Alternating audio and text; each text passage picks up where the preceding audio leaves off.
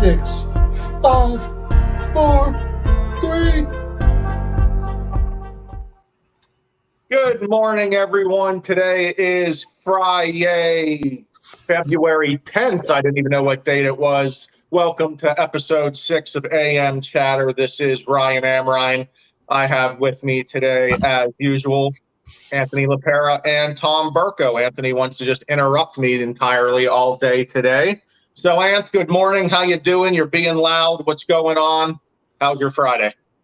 Good morning, my man. Friday morning's good. Cool. Mr. Burko, how you doing? I'll say hi. I'm hearing you're on a little battery issue today. We are. It might die, but we're here and we're on there. That's what happens when your charger doesn't work at night. All right. Well, hey, get solar power maybe.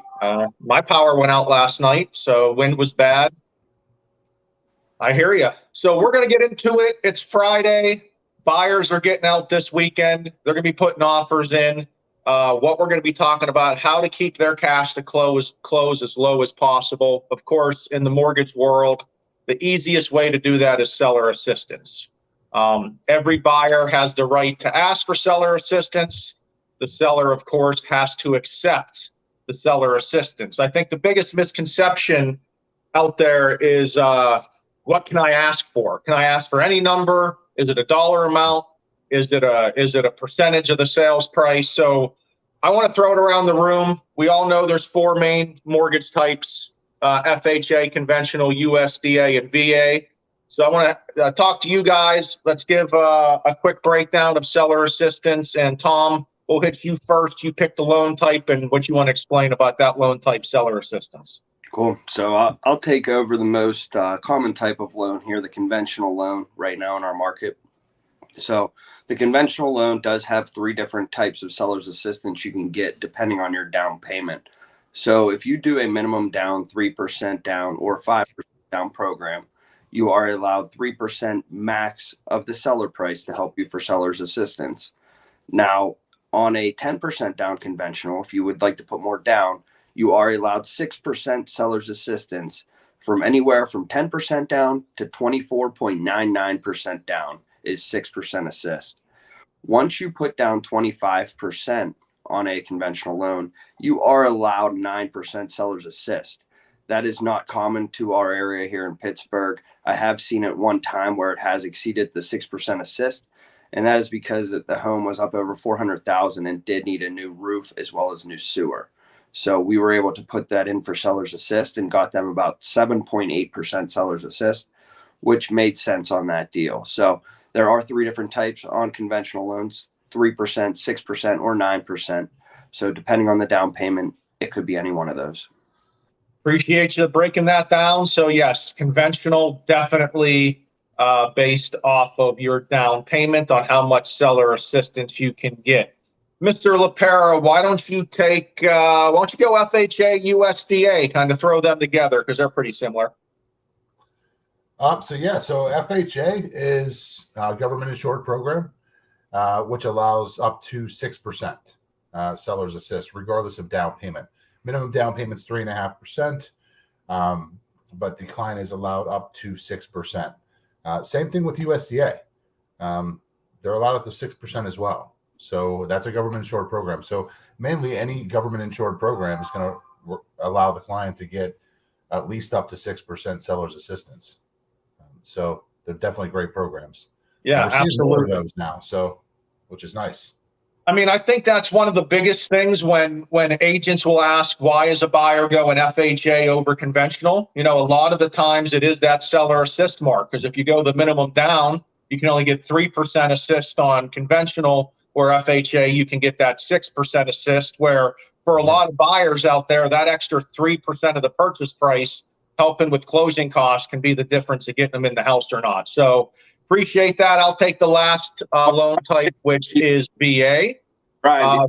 VA actually has the most leniency when it comes to seller assistance. So you can get pretty much all of the closing costs paid for, plus 4% of the prepaid items paid for the seller. So in most cases, to make it easy on everyone. If you have a VA loan, more than likely the seller can pay for all of the closing costs.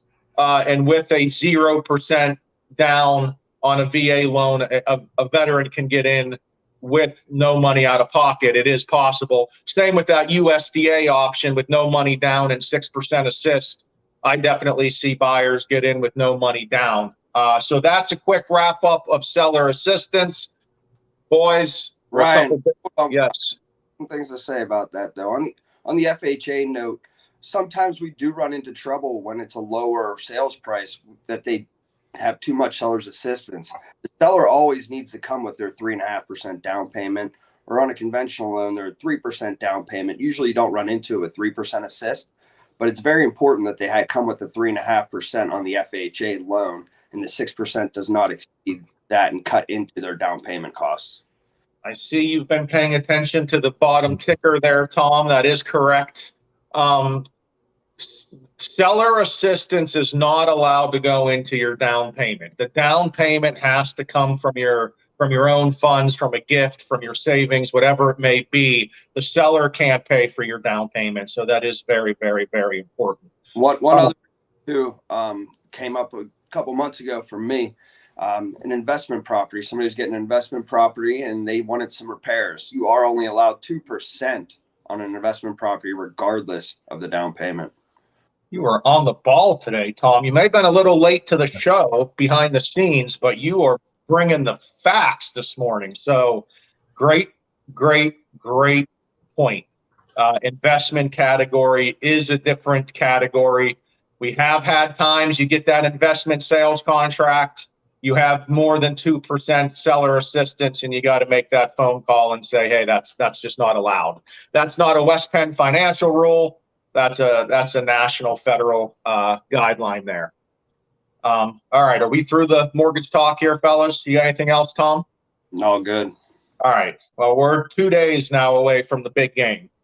So I know we talked about last week our picks. I saw a couple props that I thought were most interesting. So you guys can give your picks, but first, these two props. First prop, the finishing time over or after 10:15 p.m. Eastern is something you can bet on. I'm being told the NFL account tweeted last year pretty much at 10 o'clock on the nose that the Rams were the winner. So you can now bet if the game will end after 10:15 Eastern. That was a very interesting prop. The second one I liked was you can bet on no doinks on field goals. So imagine every field goal kicked, you can have that anxiety up when the ball's in the air if it's going to doink any of the field goal for that bet. So those are two fun ones I saw. I'm going Chiefs still. I'm going Patrick Mahomes as an underdog. I'll take that all day long. But Tommy boy, what are your thoughts on the game? I spent the first hour of my morning from 5 to 6 making a prop sheet for the Super Bowl prop. So I kind of in tune to what's going on with those props now. It's crazy the amount that you could do.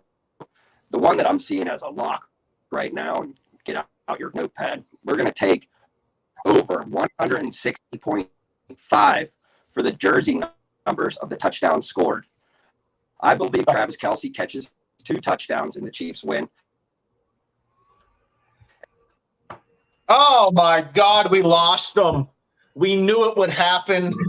He was on 2% battery. He knew what I was going to say. He knew I was going to say I'm going Eagles.